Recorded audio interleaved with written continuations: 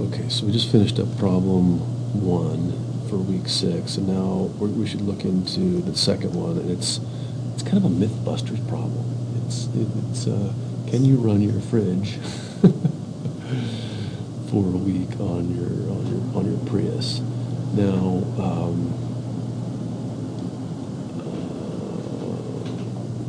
I'm just gonna go through what I did. It's pretty straightforward, and it's just more or less a matter of keeping track of units.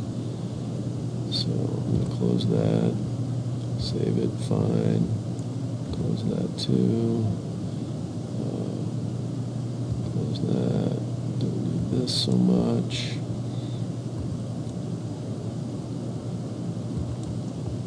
Drop back into the.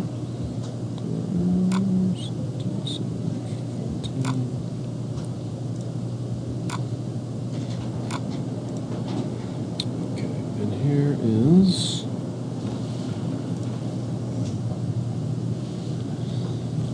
all right. So here's the way I did it. It's pretty straightforward. It's not the final answer. You should sit and play with this a little bit. So what I started off with is the fridge plugged into a household socket, and I just said the fridge is about 110 amps. Or sorry, volts, thanks. You can go on the nameplate of your fridge too and see how many amps it's running. It's probably got a dedicated circuit. It better not be over 15 or 20 amps or something's wrong, but I just kind of guessed at 7. Multiply those two together to get an approximate power. This guy, I just assume that the fridge is running 20% of the time. Now, if it's hot in the house, it's going to be more. If it's cold in the house, it might be less. If it's an old fridge, it might be more. If your daughter leaves the door open all night, it's going to be even more. But I just said that it's running 20% of the time. This guy, I just multiplied 7 by 24 to get the number of hours in a week. I put the seconds in a week, but I don't think we're going to need that. So if I know how many watts and how many hours, and if it were running 24/7, this number would just be 187 times 77. But instead, I slipped that little duty cycle in there, multiplied the power times the duty cycle times the total number of hours that it might run, and came up with 25.9 kilowatt hours per week.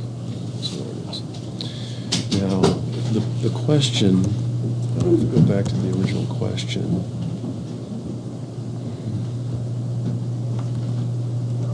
yeah, I can see it there. So I want to open up this little window. Week 6. Go back to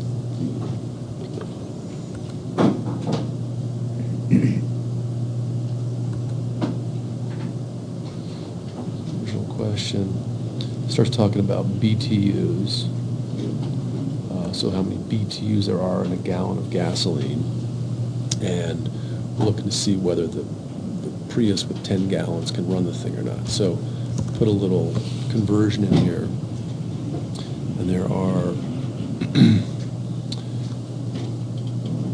3412 BTUs per kilowatt hour. I converted that into BTUs per week, so that's just a straight up conversion. 3412 BTUs per kilowatt hour. BTUs per week is going to be the number of kilowatt hours per week times the BTUs per kilowatt. We stole their conversion factor, BTUs per gallon. BTUs per gallon. It came up with 115,000. Or sorry, that's the conversion factor, and came up with less than a gallon per week. So that was just a quick and dirty. Now there's a few other things. There's a few other things there. So the assumptions was that there was no other energy, no battery, no calculator. The fan wasn't running anything else. Only consider the losses of the engine and the electrical components. Now, That's one thing that we didn't put in there.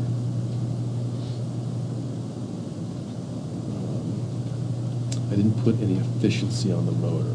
So you've got those gallons of fuel, flowing through the engine of the car. That engine then has to more or less run the motor backwards. I think that's how it works in the Prius. When you run that motor backwards, you make electrons, and that either goes to the battery or it goes to the wheels. Or in this case, it went to the fridge because somebody plugged it in. So that's one thing I did not include in this. You might want to say, oh, well, the Prius, and I think that might be in the fact sheet, the Prius efficiency might be less, it's not going to be 1, it's going to be some fraction with the engine efficiency. It might be 30%. So that's worth digging into, because that's going to make this number go up using the same efficiency. Yeah, there we go.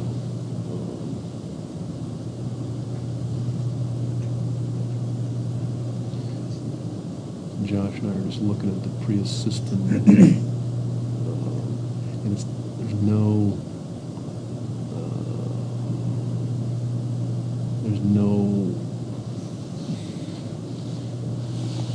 efficiencies given for the petrol engine, the inverter, the battery, or the line losses, but you should assume some kind of, I think the whole point here is to make sure, maybe I can just pull that up since I'm looking at it and talking about it.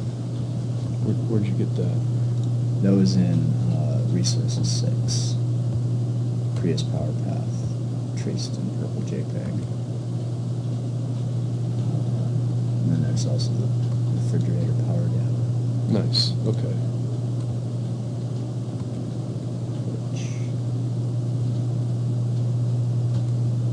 Which we have a graph here. So that shows the duty cycle. Oh, that does show the, oh, fantastic, okay. So you can determine the duty cycle. Yeah, okay, good. We're all on the same page. So you're going to have to assume some efficiency here at the engine, some efficiency at the inverter, some at the battery. If it's in the assignment, just use what's there. But it's the idea here is it's a very similar problem to what we just did, where you're losing energy along the way. Mm-hmm.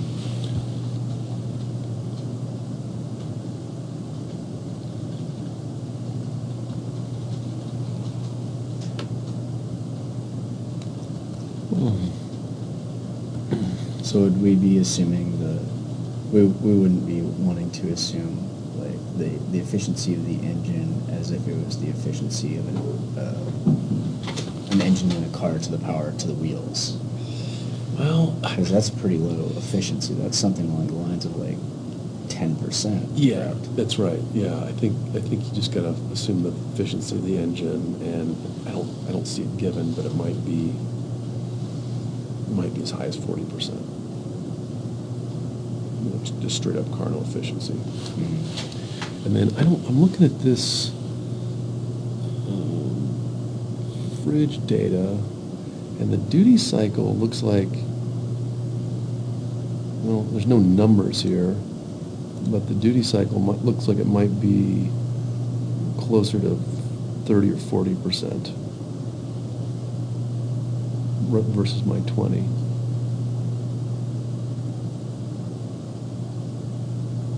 Would you agree? I mean, it looks like it is. It's if we added up all these ups and subtracted all the downs, I mean the ups looks like they occupy 30 or 40% of the total. Probably not my 20. Yeah, ish. Yeah. So I think that's going to affect the answer too.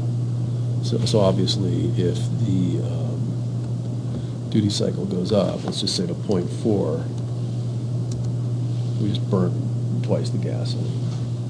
And right. If the car efficiency or engine efficiency, let's just say that's 0.4, then the actual gallons burned is going to equal that divided by 0.4. So that just went up too. So you'll have some inverter losses, some faulty battery losses. No, we would also want to put the efficiency of the engine, plus there's going to be an efficiency to the electric motor. Oh, of course, yeah. And then I you're going to forgot, have, I forgot the motor. You're going to have Absolutely. some heat loss with an Yep, inverter. Yep. So I A mean, little bit of resistance loss to the battery, so. Yeah. And yes, I would just set it up the You same could way as add- the previous one. add all these. Yeah, and if you can find exact data, great. If you want to estimate it, I think that the whole point is like, can you manipulate the problem and explain it? So, Okay. feeling good? Yeah. Okay, super. All right, team.